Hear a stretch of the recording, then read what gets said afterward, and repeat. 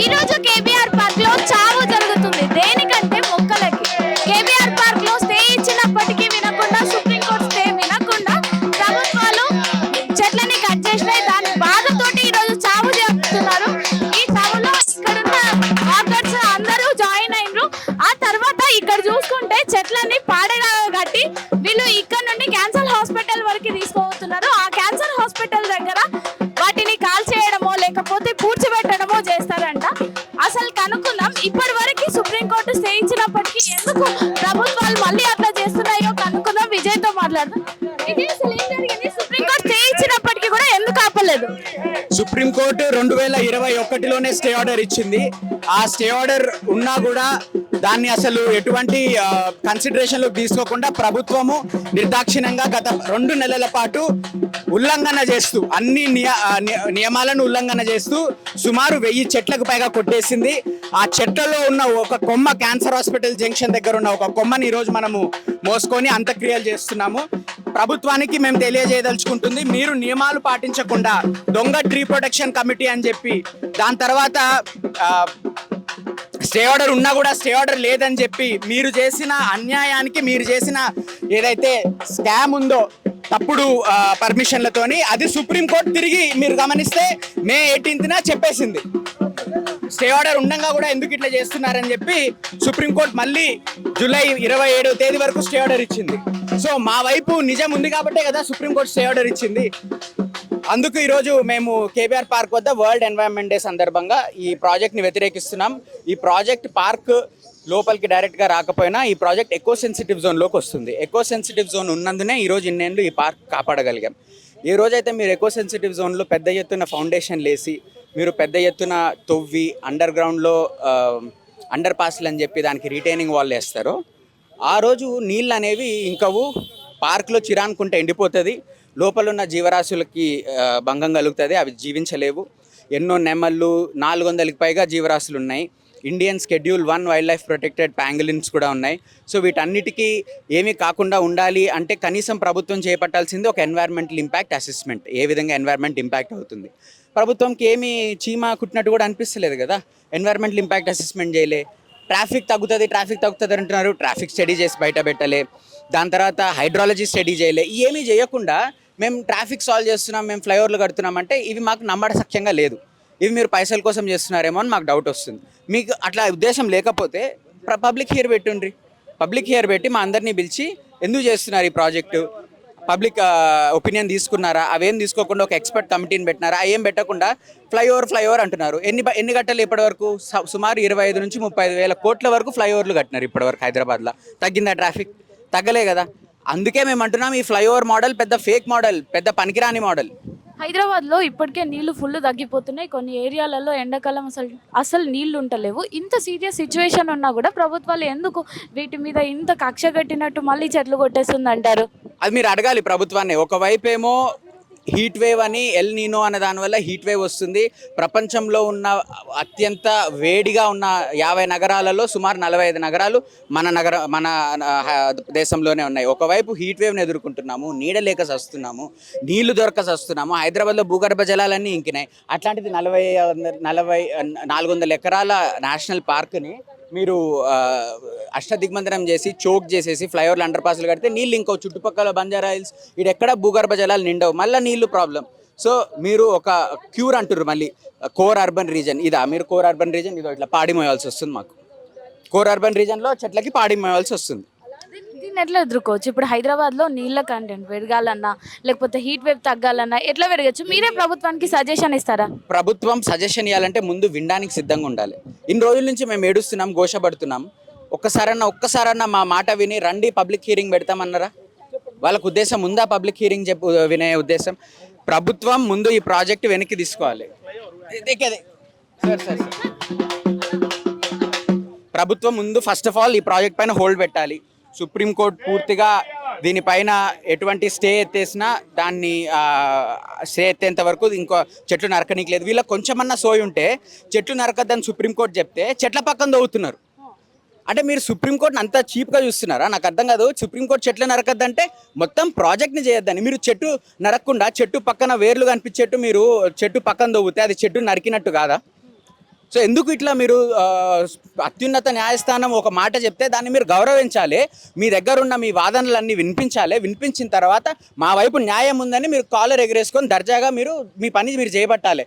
మీరు అదేం చేపట్టకుండా మీరు దొంగచాటుగా గుప్పు చప్పుడు కాకుండా రాత్రిపూట ప్రొక్లైనర్లు పెట్టి చెట్ల పక్కన తవ్వుతున్నారు. ఇది మీ నిజస్వరూపం. మేము నిజంగా లాస్ట్కి ప్రభుత్వాన్ని కోరేది, మీ డెవలప్మెంట్ మోడల్లో మేము భాగస్వామ్యులమే, మేము మీకు వ్యతిరేకం కాదు, కానీ మీరు మమ్మల్ని కాన్ఫిడెన్స్లోకి తీసుకోవాలి. మా దగ్గర చాలా తెలివి ఉంది, పెద్ద పెద్ద సైంటిస్టులు, ఎన్వైరన్మెంటల్ ఇంజనీర్లు ఉన్నారు, నేను కూడా ఒక సివిల్ ఇంజనీర్నే. మేము ఎక్స్ప్లెయిన్ చేస్తాం ఎట్లా చేయాలో, ప్రజా రవాణా సంస్థను ఎట్లా బాగుపరచాలి. మన దగ్గర 70 లక్షల 2012లో 70 లక్షల జనాభా ఉన్నప్పుడు 3,800 బస్సులు ఉండే, ఇప్పుడు 1,20,00,000 అయింది. కానీ మన బస్సులు ఎన్ని ఉన్నాయి? 3,000, ఇంకా 800 తగ్గినాయి. మీరు బస్సులు ఎందుకు కొంటలేరు? మీరు మెట్రోని ఎందుకు పెంచట్లేదు? మీరు ఎంఎంటీఎస్ని ఎందుకు బాగు చేయట్లేదు? ఈ చేస్తే నగరంలో కార్ల సంఖ్య తగ్గుతుంది, ట్రాఫిక్ అదంతకదే తగ్గుతుంది. ఇది మేము అడుగుతుంది. Thank you Vijay. చూసినాం కదా ఇప్పటి వరకు అయితే ఇది జరుగుతుంది. ఇక్కడ చూస్తే మనకు ఫ్యూనరల్ జరుగుతున్న సమయంలో వీళ్ళు మాట్లాడుతున్న పరిస్థితి ఇది. సుప్రీంకోర్టు చెప్పినప్పటికీ చెట్లు కొట్టేయడం ఆపకుండా దౌర్జన్యంగా చెట్లు కొట్టేస్తూ మేము ఇంత మొత్తుకుంటున్నా కూడా ప్రభుత్వాలు మా దగ్గరకు వచ్చి కనీసం ఏం జరిగింది, ఇట్లా జరిగిందా అని అడగకపోవడం చాలా బాధాకరం అని చెప్పి వీళ్ళు చెప్తున్నారు. మీరేమంటారు కేబీఆర్ ఇష్యూ గురించి? ట్రీస్ కట్ చేయొద్దమ్మా, ఆల్రెడీ చాలా థౌజండ్స్ ఆఫ్ ట్రీస్ కట్ చేశారు. ఇంకా మొన్ననే నేను మళ్ళీ చెప్తున్నాను, మొన్ననే రేవంత్ రెడ్డి గారు మాట్లాడుతున్నప్పుడు తెలంగాణ ఫార్మేషన్ డే రోజు చాలా వేడి ఎక్కుతుంది, నేను ఇంకా మాట్లాడలేకపోతున్నాను. ఈ రోజుకే ఇలా ఉంటే రేపటికి ఎలా ఉంటుంది అని మీరు ఆలోచించాలి. నీడ వద్దా, నీళ్ళు వద్దా? ఆల్రెడీ వాటర్ స్కాసిటీ ఉంది, ఆల్రెడీ మనం వన్ ఆఫ్ ద హాటెస్ట్ ఎన్వైరన్మెంట్లో ఉన్నాము. సో సిటీ సైడ్కి ఉన్న ఒకే ఒక breathing space, everybody has a right to breathe కదా, right to have fresh breath. So మనం కూడా ఒక ఢిల్లీ లాగా తయారవ్వకూడదు, ఒక టాక్సిక్ ఎయిర్లో మనం బ్రతకూడదు అని నా ఆశ. సో నతాషా గారు ఇంకా గ్రూప్ నన్ను పిలిచింది, and today's world environment day. మన హైదరాబాద్ సిటీ అన్నిటికీ మంచిది, డెవలప్మెంట్తో పాటు ఫారెస్టేషన్తో పాటు. సో కేసీఆర్ గారే దీన్ని టచ్ చేయలేదు. సో దీనికి రాజకీయ పరంగా కాకుండా కేవలం for the future, for water, for shade, for fresh air, for fresh breath. చూడండి ఇంతమంది వచ్చారు అండ్ పాటలు పాడుతున్నారు. కేబీఆర్ని ప్లీజ్ మేము రిక్వెస్ట్ చేస్తున్నాం, కట్ చేయొద్దు. ట్రీస్ ఇంకా చాలా కట్ చేసేసారు. This is our breathing space and we have a right to breathe fresh air. Thank you. ఇప్పటి నుండి సిటీ ఇండస్ట్రీ నుండి అసలు ఒక్కళ్ళు కూడా రాలేదు, మీరు వచ్చారు. అంటే ఏం నడుస్తుంది ఆడేమన్నా జస్ట్ మాట్లాడడం కానీ అట్లా ఏమన్నా నడుస్తుందా? ఎందుకంటే కేబీఆర్ని ఎక్కువగా వాడుకునేది సినీ తారలే అని చెప్పి ఒక పేరుంది, దాని మీద మీ ఉద్దేశం ఏంటి? నేను ఇక్కడ మంత్లీ ఒక 3 times అయినా వస్తాను. సో నతాషా గారు నన్ను ఎవరు పిలిచారు, ఆయన ఎక్స్ ఆండ్రూ ఫ్లెమింగ్ అనేది యూకే అంబాసిడర్ దగ్గర పనిచేశారు. So they know me as an activist more than cine actor. So environmental పరంగా కూడా నేను చాలా పని చేస్తాను, హ్యాండ్లూమ్స్కి పని చేస్తానని చాలామందికి. Handlooms is also towards environment. ఎందుకంటే if you look at our సంస్కృతి ఆల్సో, మనం ఎప్పుడూ ట్రీస్ని ఏ ఫెస్టివల్లో అయినా ఒక మాతలాగా, ఒక మదర్ నేచర్ని పూజిస్తాము, అవునా? ఉగాది అయినా ఎక్కడైనా. సో అలాంటిది మనం కూడా ఢిల్లీ లాగా తయారవ్వకూడదు. We should not be like Somalia. Data centres వస్తున్నాయి and that will create a lot of issues. We already have very there's a lot of heat right now. So మనస్ఫూర్తిగా just as a localite also, just as a environment friendly person also కేబీఆర్ని కాపాడండి. మరీ తలదించి నేను request చేస్తున్నాను. Thank you. Okay, ఈడ చూస్తే కొంతమంది పాటలు పాడుతూ ఉన్నారు, మనం వాళ్ళతో పాటలు పాడిపిద్దాము. ఇక్కడ సేమ్ సావ్ ఎట్లా చేస్తారో అట్లానే డప్పు ఉంది, పాటలు పాడుతున్నారు, అందరూ బాధపడుతున్నారు, అట్లానే జరుగుతుంది. ఈ మూమెంట్ చూస్తే కూడా మీకు అర్థమవుతూ ఉంటుంది. అన్న మీరు అప్పటి నుంచి పాట పాడుతున్నారు, చినుకు చినుకు కురిసిన వేళ అని చెప్పి, ఆ పాట మా కోసం పాడతారా మళ్ళీ? సినుకు సినుకు కురిసిన నేలన చిత్రమైన వాసన, అది మల్లెల గంధం అవునో కాదో, మట్టి పిల్ల వాసన, ఈ మట్టి పిల్ల వాసన. అర్రె సినుకు సినుకు కురిసిన నేలన చిత్రమైన వాసన, అది మల్లెల గంధం అవునో కాదో, మట్టి పిల్ల వాసన, ఈ మట్టి పిల్ల వాసన. గడ్డి పూలు సిగ నిండా తురిమి పంచుతున్న వాసన, గడ్డి పూలు సిగ నిండా తురిమి పంచుతున్న వాసన. పాయటి ఊనంగా జీవరాజులు ఎదకొచ్చే వాసన, ఊసిల్ల పుట్టై ఊరుతుంటే నేతి బొట్టు వాసన.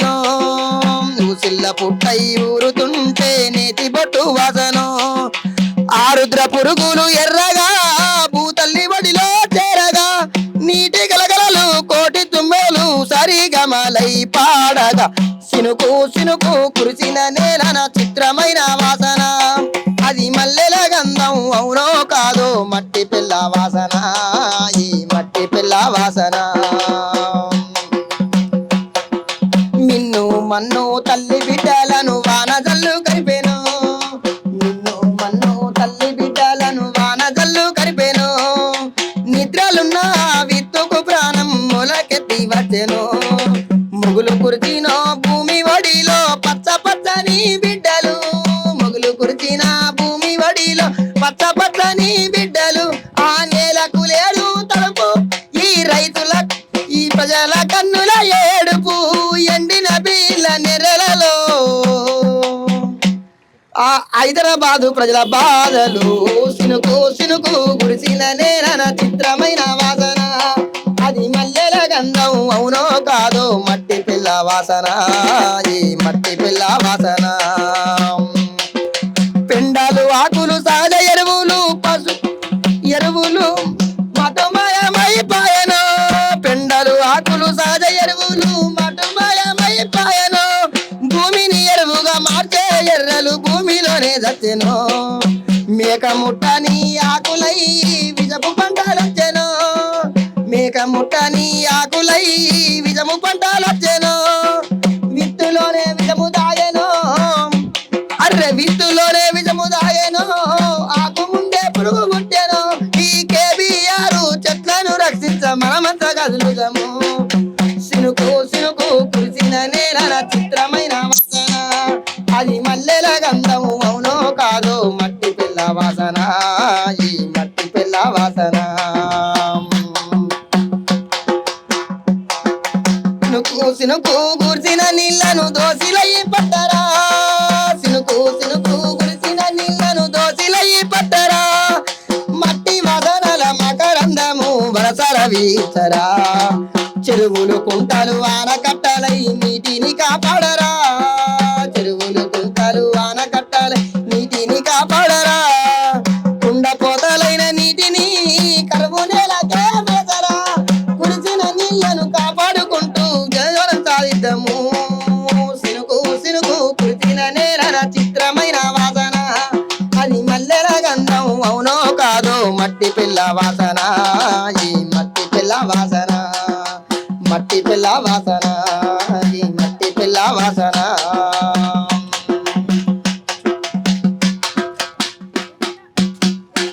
మనతో పాటు పెయింటర్ ఉన్నారు. ఈ కేబీఆర్ పార్క్లో ప్రొటెస్ట్ జరిగినప్పుడు చాలా డిఫరెంట్ టైప్ ఆఫ్ పెయింటింగ్స్ మనతో రమ్ని ఉన్నారు. ఒకసారి మాట్లాడదాం. నమస్తే అండి. వరల్డ్ ఎన్విరాన్మెంట్ డే నాడు happy world environment day everyone. Same time మనము ప్రొటెక్ట్ చేసుకోవాలి ఎన్విరాన్మెంట్ని అని కూడా నేను అందరికీ విజ్ఞప్తి చేస్తున్నాను. ఎందుకంటే మనము పండగలు పబ్బాలు పెళ్ళిళ్ళు చేసుకుంటే కాదు, మనం ఉన్న ప్రకృతిని మనం కాపాడుకోవాలి. మనం ప్రకృతిని కాపాడుకోలేకపోతే ఇట్లా చెట్లు నరికివేస్తూ వెళ్తే ప్రతి రాష్ట్రంలోనూ ఏమవుతుందంటే మన సమాధిని మనమే తవ్వుకున్నట్టు అవుతుంది. మన సమాధిని మనం తవ్వుకోకుండా గ్రీన్ కవరేజ్ని పెంచాలి, ఇంకా అడవులను అభివృద్ధి చెందించాలి, ఇంకా ఎక్కువ పార్కులు నిర్మించాలి. అది నా కోరిక. పార్కులు ఎక్కువ కట్టాలి. యాజ్ ఏ పెయింటర్గా పెయింట్ అనగానే ఫస్ట్ నేర్చుకునేది చెట్టు కదా. మీరు ఎట్లా ఫీల్ అయినరు? అంటే కేబీఆర్ గురించి తెలియగానే ఎట్లా ఫీల్ అయినరు? ఇదంతా ఇప్పుడు మొత్తం కొలాప్స్ అయిపోయింది, కొట్టేసిండ్రు. నేను కేబీఆర్ రెగ్యులర్గా వాకింగ్కి వచ్చేదాన్ని.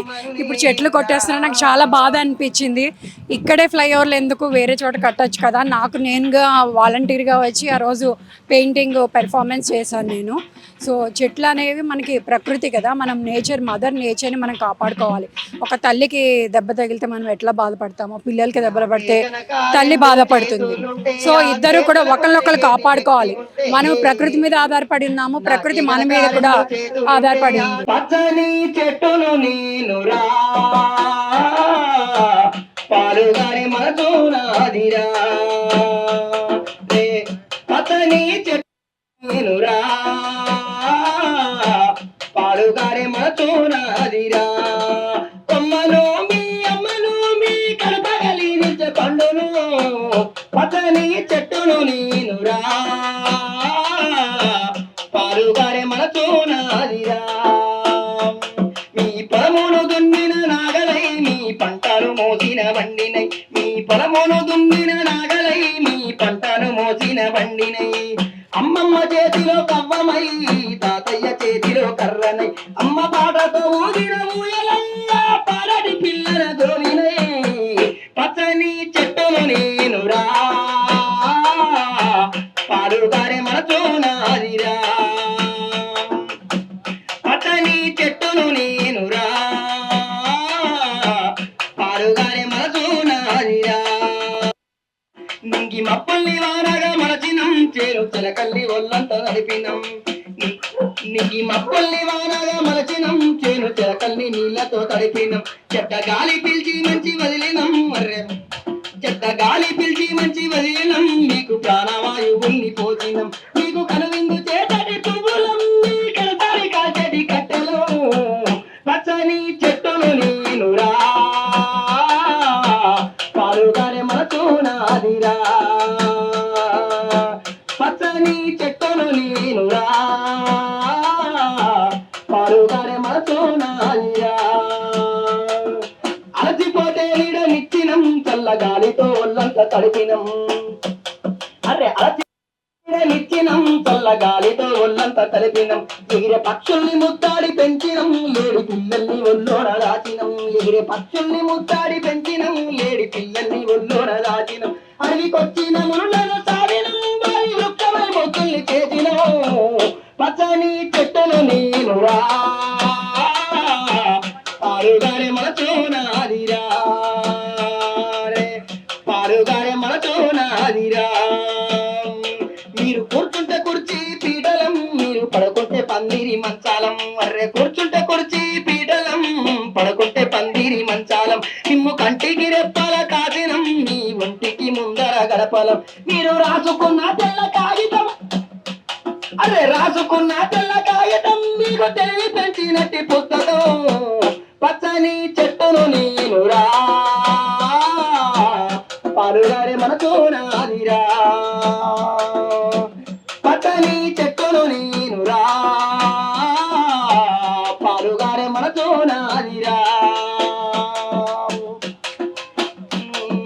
మప్పుల్ని వానగా మలచినం చేను చిలకల్ని నీళ్లతో తడిపినం పిలిచి మంచి వదిలినం మీకు ప్రాణవాయువుల్ని పంచినం ప్రాణం పోతే అమ్మలం మేము కడతారి కాజడి కట్టెలం పచ్చని చెట్టును నేనురా పాలుగారే మనతో నాదిరా పాలుగారే మనతో నాదిరా రే పాలుగారే మనతో నాదిరా